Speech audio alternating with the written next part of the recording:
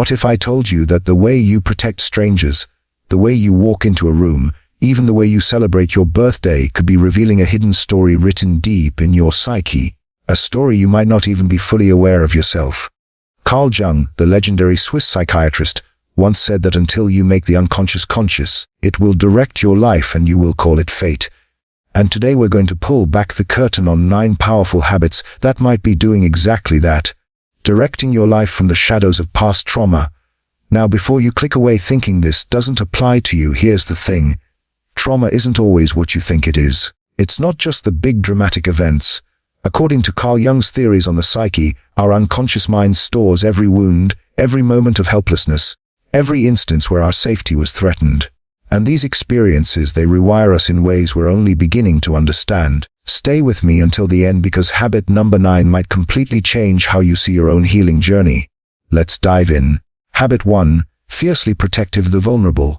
Here's something you need to understand right now. If you're the person who instinctively steps in when someone's being mistreated, who becomes a human shield for the vulnerable, who can't stand by when injustice unfolds in front of you, this isn't random. This is your psyche speaking. Carl Jung discovered what he called the shadow self, the parts of us shaped by our deepest wounds. And one of the most profound transformations that can emerge from trauma is what modern psychology calls post-traumatic growth. But Jung understood this concept long before we had a name for it. He knew that our greatest wounds could become our greatest gifts. Think about it. Have you ever seen someone who turns into an absolute warrior the moment they witness bullying? The co-worker who fiercely defends the new intern from unfair criticism. The friend who will literally step in front of a stranger being harassed on the street. This isn't just being a good person. This is something much deeper. When you've experienced profound helplessness, when you've stood in that terrifying space where no one came to your defense, your psyche makes an unconscious vow. Never again. Not for me and not for anyone else I see in that same position. According to Carl Jung's analytical psychology, this protective instinct is your unconscious mind's way of healing its own wounds by preventing others from experiencing the same pain. Your nervous system, having memorized the exact frequency of vulnerability, becomes exquisitely attuned to it in your environment. You don't just see someone in distress. You feel it viscerally. You recognize the subtle signs, the fear in someone's eyes, the way their voice quivers, the way they make themselves smaller. You know these signs intimately because you've been there. You've worn that fear like a second skin. So, you don't just feel empathy, you feel a primal call to action. It's less of a conscious choice and more of a reflex embedded in your very being. Your past pain didn't destroy you. It forged you into a guardian, someone who stands in a gap because they know better than anyone how terrifying it is to stand there alone. But here's what you need to keep listening for. This protective instinct, as beautiful as it is, can also exhaust you, and we'll talk about managing that later. First, let's explore the second habit. Habit 2, masters of reading the room. Now, pay close attention to this next one, because it's going to explain something you've probably wondered about yourself for years. Do you walk into a room and just know? You sense that an argument just happened. You feel that someone's holding back devastating news. You can tell your boss is in a dangerous mood, all without a single word being exchanged. Everyone thinks you're psychic, but here's the truth. You're not. You're hypervigilant. Carl Jung said that the meeting of 2 personalities is like the contact of 2 chemical substances. If there is any reaction, both are transformed. But what he didn't explicitly say, though his work implied, is that some of us become master chemists, able to predict reactions before they even occur. This isn't a superpower you were born with. It's a survival skill forged in the fire of unpredictability. When you grew up in an environment where the emotional temperature could shift from calm to chaos in a heartbeat, your brain had no choice but to adapt. It became a detective, a predictor, a scanner constantly searching for clues, a subtle shift in tone, a tightening jaw, the way someone set a cup down just a little too forcefully. These microscopic signals became your early warning system. According to Carl Jung's understanding of the unconscious, your mind developed what we might call a social radar, an ability to read the unspoken, to hear what's screaming in the silence.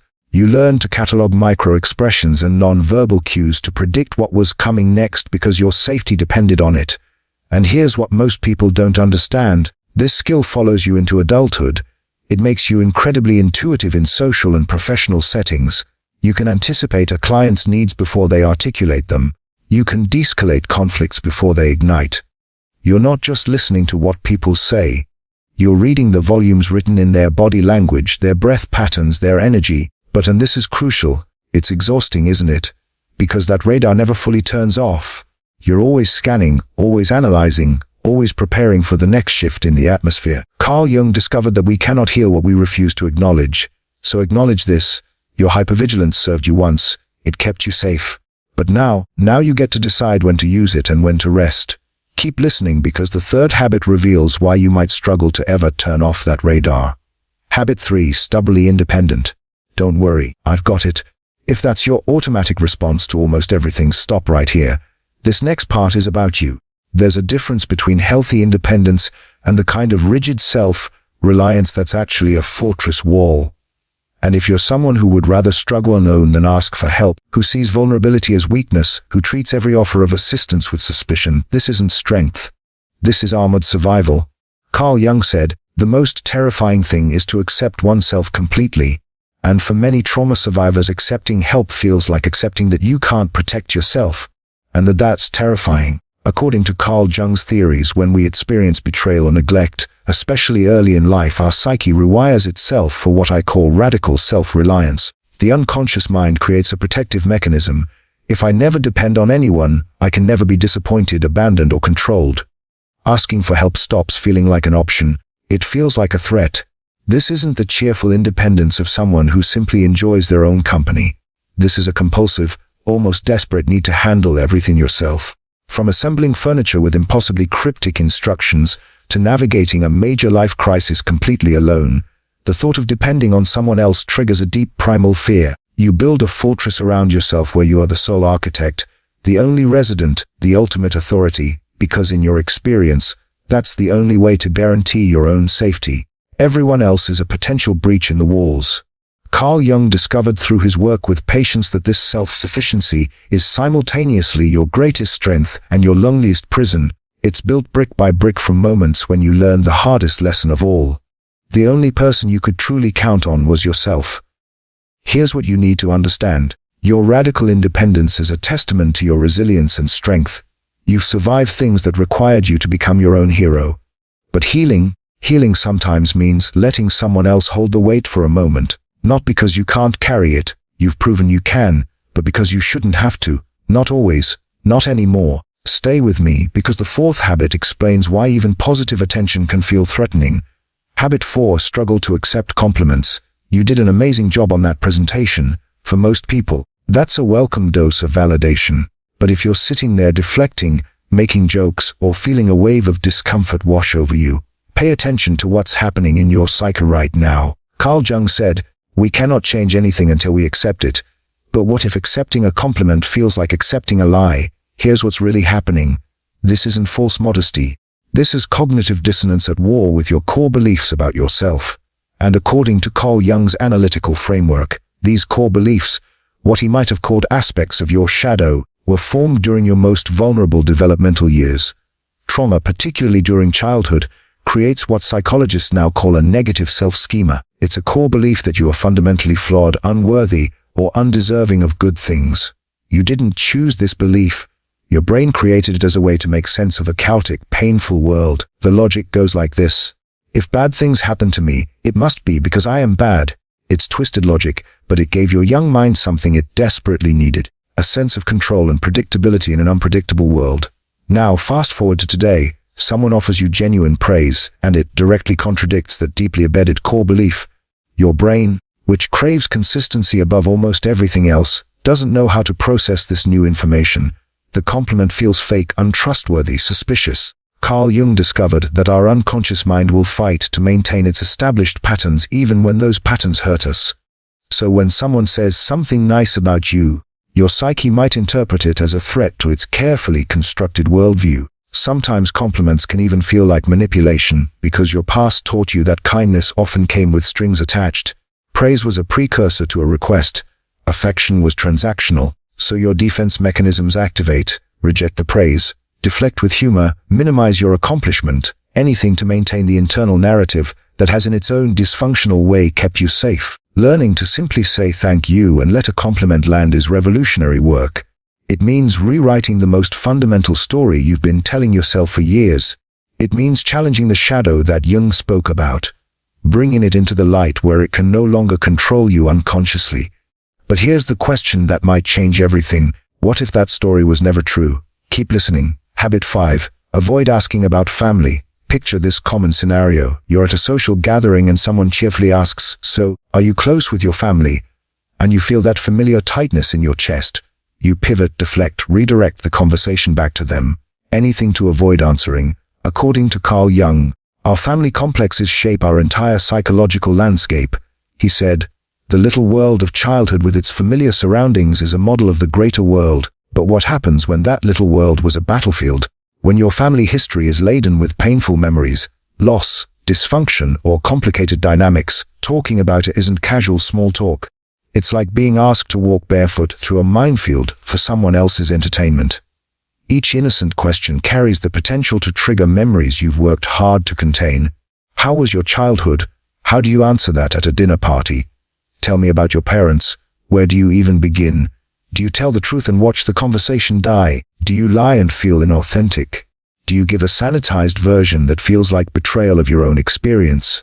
Carl Jung discovered that we create what he called personas, social masks we wear to navigate the world. And for people with family trauma, the persona works overtime during these conversations. You become a master at redirection, at keeping things surface level, at protecting both yourself and others from the uncomfortable truth. This avoidance isn't rudeness.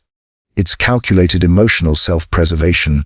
You've learned to emotional energy carefully, and you've decided that reopening those wounds for social etiquette simply isn't worth the cost. It's a boundary quietly but firmly drawn, protecting a history that is heavy, complicated, and yours alone to carry. You're not being secretive, you're being wise. Because according to Jung, healing doesn't mean sharing your wounds with everyone. It means integrating them consciously in safe spaces on your own terms. The 6th habit might be the most misunderstood one of all. Stay with me.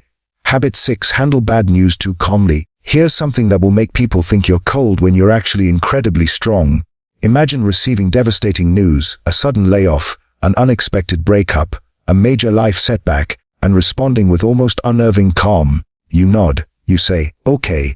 You immediately start planning next steps while everyone around you is panicking and people wonder, do you even care? Carl Jung said, "The foundation of all mental illness is the unwillingness to experience legitimate suffering." But here's the paradox. Sometimes appearing not to suffer is actually the most sophisticated way of processing it. According to Carl Jung's understanding of the psyche, when you've been exposed to significant stress or repeated crisis, your nervous system learns something crucial. A full-blown emotional reaction in the moment of crisis can be debilitating or even dangerous. So, your brain develops what I call an emergency circuit breaker. When stress hormones flood your system, instead of triggering the fight, flight, or freeze response everyone talks about, your brain sometimes opts for a fourth, lesser-known response, controlled dissociation. It's a way of emotionally detaching from the situation temporarily, allowing your logical brain to take command while the feelings are put on hold. This calm you display, it's not coldness, it's the eye of the storm. You're not avoiding the emotion forever. You're tabling it until you're in a safe space to process it properly. It's an incredibly adaptive coping mechanism that essentially says, "I cannot afford to fall apart right now. The emotions will come later." And they do come, don't they? Usually in private, often at night. Once the immediate threat has been managed and you're alone, that's when the wall comes down. That's when you finally let yourself feel what you couldn't afford to feel in the moment. Carl Jung discovered that our psyche has remarkable self-protective mechanisms. Your calm isn't numbness. It's strategic emotional regulation born from necessity. It's your unconscious mind saying, "I'll keep us safe now and we'll grieve later." The 7th habit touches on something even more personal, how you experience what should be joyful milestones. Habit 7. Birthdays feel complicated. Let me ask you something.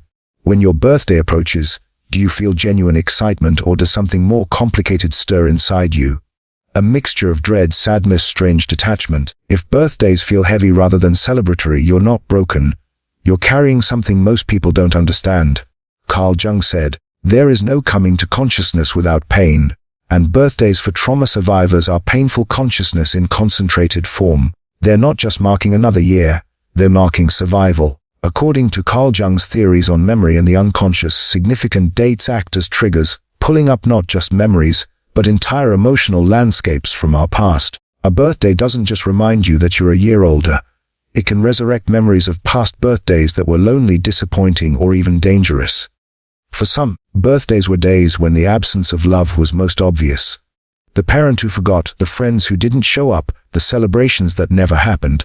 For others, birthdays were actually times of heightened danger, when an unstable family member would spiral, when expectations would lead to disappointment and rage. So when the date rolls around each year, your unconscious mind doesn't just register celebration, it registers caution or grief or reminder of what I never had. Carl Jung discovered that our psyche holds on to these anniversary reactions, often outside our conscious awareness. The day becomes a milestone of survival rather than simple celebration. You're not just a year older, you're another year removed from the trauma. Another year you've managed to carry the weight and keep moving forward. The societal pressure to be happy, to celebrate, to be grateful feels jarring when internally you're navigating a complex mixture of grief, relief, and reflection. You're processing a year of life through a lens that's deeper and more complicated than most people can fathom. So, if birthdays feel strange, honor that. You're not ungrateful, you're honest, and according to Jung, that honesty is the first step toward integration and healing. The 8th habit reveals a pattern you might recognize in your relationships. Habit 8. All in or all out in relationships. Have you ever noticed that you have no middle ground when it comes to relationships? You either completely idealize someone, putting them on an untouchable pedestal, or you cut them off entirely at the first sign of disappointment. There's no casual friendship, no moderate connection, only extremes. Carl Jung said, the meeting of two personalities is like the contact of two chemical substances. If there is any reaction, both are transformed. But for trauma survivors, that reaction is often explosive rather than gradual. This is what psychologists call splitting or black and white thinking, and according to Carl Jung's framework, it's a defense mechanism created by an ego that learned early on that people are either completely safe or completely dangerous. There is no in-between, because the in-between you got hurt. Here's how it unfolds. Trust doesn't come easily for you. Your past taught you that people are unpredictable and that vulnerability leads to pain. So when you finally decide to trust someone, you don't just trust them, you go all in. You pour all your hopes, all your attachment, all your desperate need for connection into them. This is the idealization phase. They become perfect in your eyes. A savior, a safe harbor in a turbulent world. But here's the problem. Perfection is unsustainable. It's not real, so when that person inevitably shows a flaw, makes a mistake, disappoints you in even a minor way, your nervous system interprets it as a catastrophic betrayal. The perceived threat activates your deepest defense mechanisms, and the switch flips. Suddenly, they go from savior to danger, and the only response that feels safe is to go all out, withdraw completely, create impenetrable distance, or end the relationship entirely. Carl Jung discovered that our unconscious mind creates these binary categories as a shortcut to manage threat. It's safer, more predictable. You know where you stand. Someone is either with you or against you, safe or unsafe, friend or enemy, the gray area, the nuanced reality that someone can love you and still disappoint you, that people can be flawed and still trustworthy. That space feels unbearably anxious because that's the space where unpredictability lives. And unpredictability is what hurt you before. Navigating the messy middle ground of normal, imperfect relationships requires a fundamental sense of safety that your nervous system might not have access to yet. So, you default to extremes because extremes feel clear, controllable, and safe. But here's the beautiful part, and you need to hear this before we get to the final habit. Habit 9. Finding joy in tiny things. Now here's where everything shifts, because while most of these habits are about defense mechanisms and survival strategies, this one is about something profoundly beautiful. If you're someone who finds immense, almost spiritual joy in the smallest, most ordinary moments, the taste of your morning coffee, the feeling of warm sunlight on your skin, the sound of rain against your window, the way the evening sky turns that particular shade of pink. Pay attention to what's happening here. Carl Jung said, the privilege of a lifetime is to become who you truly are, and in these small moments of joy, you are becoming something remarkable. You are becoming present. According to Carl Jung's philosophy, after experiencing overwhelming chaos and pain, your psyche can undergo a transformation he called individuation, becoming whole by integrating all parts of yourself, including the wounded parts. And one of the gifts of this transformation is a recalibrated sense of what matters. Grand gestures, loud celebrations, complicated sources of happiness, they can feel untrustworthy or fleeting to you. They're too similar to the unpredictability that hurt you before. But these small sensory moments, they are real, present, and safe. They are moments of pure, uncomplicated peace that you can control and rely on. This isn't settling for less. This is developing what Jung might have called an awakened consciousness, an advanced appreciation for the foundational elements of being alive. Your capacity for joy hasn't been diminished by trauma. It has been refined, distilled, purified. Carl Jung discovered that true transformation often comes not from grand revelations, but from learning to find meaning in the simple and the present. You've learned that stability isn't found in big achievements or external validation, but in the quiet, consistent, and beautiful details of everyday existence. This is a superpower of presence. While others are constantly chasing the next big thing, you've learned to find solid ground in a world that once felt like it was constantly shaking beneath your feet. You notice what others overlook. You treasure what others take for granted. You've developed the capacity to be fully, completely here in this moment, in this breath, in this small, perfect experience of being alive. That's not just healing, that's transcendence. Carl Jung said, "I am not what happened to me. I am what I choose to become." If you recognized yourself in these 9 habits, I want you to understand something crucial. These patterns don't define you, they reveal you. They show the incredible adaptability of your psyche, the resilience of your spirit, and the depth of your capacity to survive. According to Carl Jung's life work, the unconscious doesn't just hold our wounds, it holds our potential for transformation. Every defense mechanism you've developed, every hypervigilant response, every wall you've built, these were acts of self-preservation. They kept you alive. They got you here. But here's the powerful truth. What once protected you might now be limiting you. And recognizing these patterns is the first step toward choosing which ones to keep and which ones to consciously release. You are not your trauma. You are not your defense mechanisms. You are the consciousness that can now observe them, understand them, and decide what comes next. The fact that you watched until the end tells me you're ready for that transformation. Subscribe for more deep dives into the psychology of healing trauma and human transformation. Your journey from unconscious patterns to conscious choice starts now.